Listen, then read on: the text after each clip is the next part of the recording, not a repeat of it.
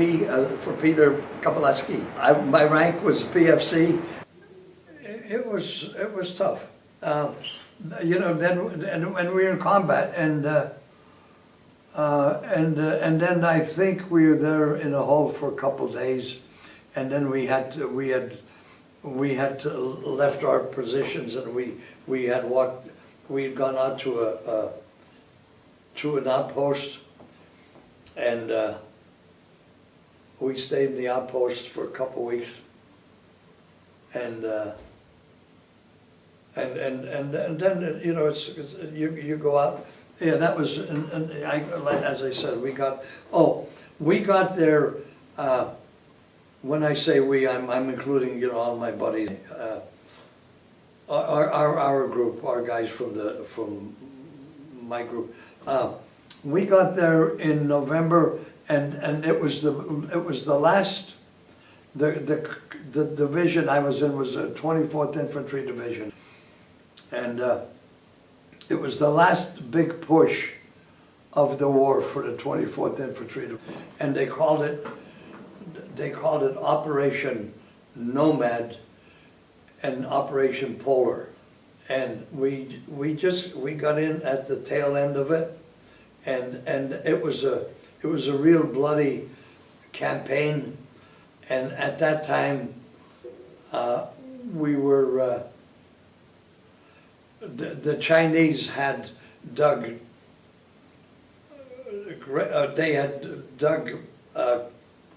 tunnels and caves into this one particular area around a little village or town called Kumsong, Kumsong, and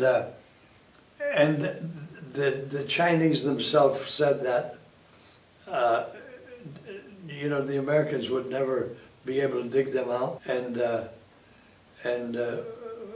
they were dug out by the Americans, and it was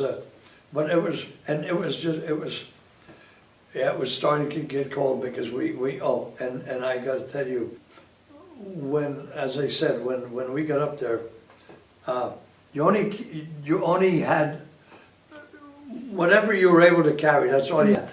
You did carry a bag or a knapsack or anything, nothing like that. You carried your rifle, as many bandoliers of ammo. You carried an ammo belt, and with 8 clips of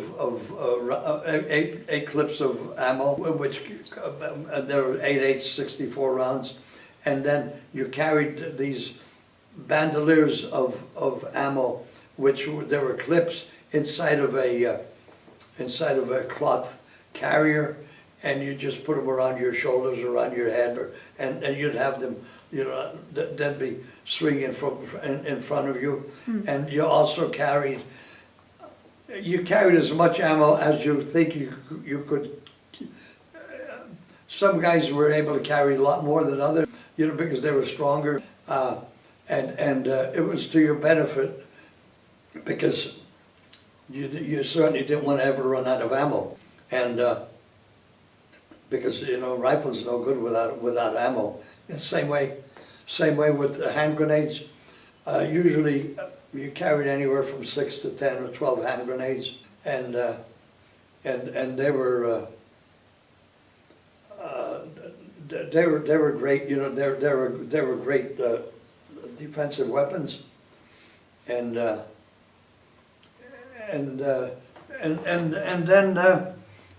then we were in combat. We used to run out. We used to go out on patrols.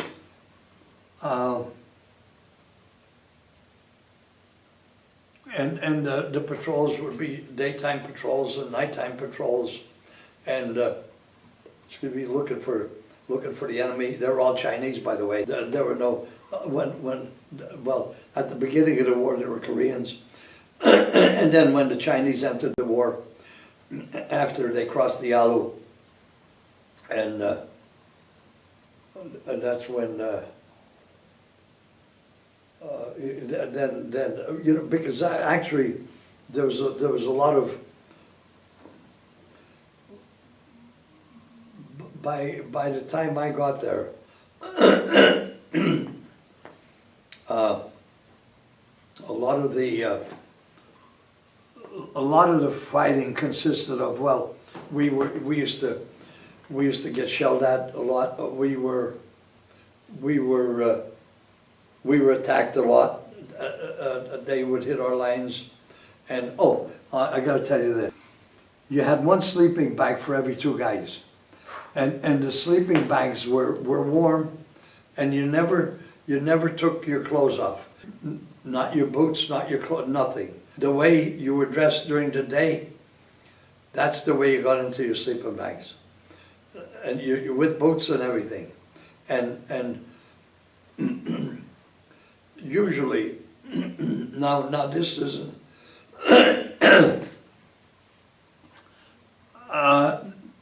yeah, generally there were always 2 guys in a hole, and the hole could consist of a trench or just a regular hole, and sometimes you had bunkers, and sometimes the bunkers were from previous guys, or Chinese bunkers from previous battles, and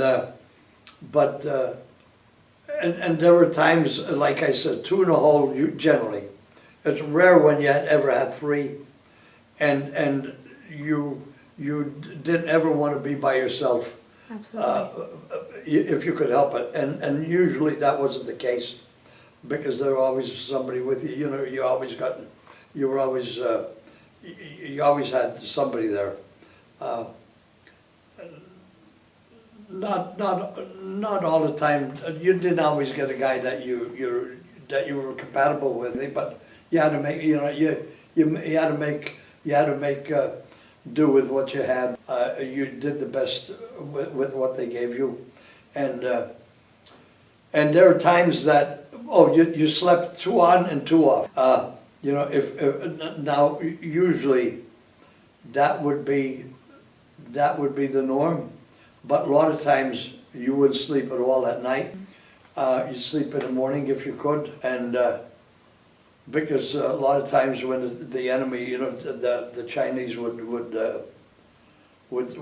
hit us, and then you naturally you can't sleep when that's going on, and then nor if you go out on patrol, and the patrols, you'd be out there, you'd go out at night, and you'd come back in the morning when it's dark, because the nights and the nights were really long.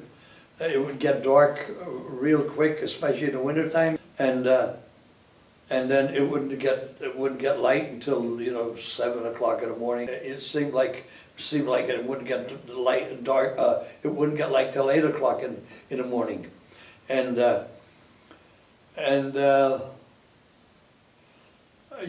we had gone out on some patrols that on December 28th. I remember. Well, I had gone out on patrols before that, but we were Christmas Day. I was out on patrol, and the Chinese used to put little trinkets up on trees, because they knew where we were coming. They knew where we were at. It's not like they didn't know where we were at. They're there and we're here, and they used to hang these little Chinese gifts, all that junk, and like peace trinkets and all, doves, white doves that hang them, because they knew we'd be running patrols at different locations, and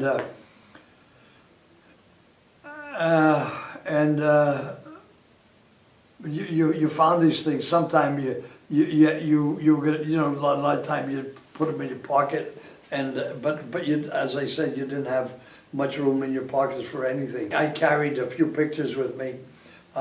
In fact, I had my nephew, he became a carrier pilot. I carried his picture with me because he was the only nephew I had or nephew or niece I had at the time, and he was born December 7th of 1951, and I carried his picture with me through the combat because I used to just put it like up here in my breast pocket.